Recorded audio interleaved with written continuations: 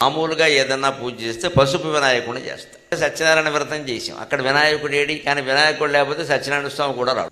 ఏ వ్రతం ఏ కైలాస గౌరి నవ్వు చేసాం, మంగళ గౌరి వ్రతం చేసాం, వరలక్ష్మి వ్రతం చేసాం, అన్నింటికీ వినాయకుడిని ముందు పిలవాల్సింది. వినాయకుడు లేకుండా ఏ దేవత ముందు రాడు. అందుకని వినాయకుడిని పిలుస్తారు. మరి ఎలా పిలవాలి? అప్పటికప్పుడు వినాయకుడి విగ్రహం ఎక్కడి నుంచి వస్తుంది? పసుపు ముద్దలోన పరమ పవనమూర్తి కొలువు తీరినాడు కొలువరండు. పురోహితుడు అక్కడ వినాయకుడిని చేయాలి, ఇటుకడు పసుపు తీసుకుని దాన్ని కాస్త నీళ్ళలో తడిపి ఇలా ఊరికే 3 వేళ్ళు ఇలా నొక్కి ఓ ముద్ద కింద చేసి గోపురంలాగా అక్కడ తమలపాకు మీద పెట్టేస్తాడు. దానికే మొత్తం షోడశోపచారంలో చేస్తాడు. దీపం దర్శయామి, ధూపమాఘ్రాపయామి, నైవేద్యం సమర్పయామి, తాంబూలం సమర్పయామి. ఆ తర్వాత ఉద్వాసన చేసి ఆ వినాయకుడిని పక్కన పెట్టి మిగిలిన పూజ చేస్తాడు. అంత గొప్పది మన సంస్కృతి, అంత సూక్ష్మ దర్శనం. అంత పెద్ద భగవంతుడు వినాయకుడు ఆకారం ఏమిటి, ఈ పసుపు ముద్ద ఏమిటి, ఇదేమో ఇంత, ఆయనేమో ఇంత. అంత దేవుడిని ఇందులో పెడతావా? పట్టుకొచ్చి పెట్టచ్చు. అంత దేవుడు అతి సూక్ష్మమైన ఆకారంలో మన హృదయంలో ఉన్నాడు, మనం గమనించట్లేదు.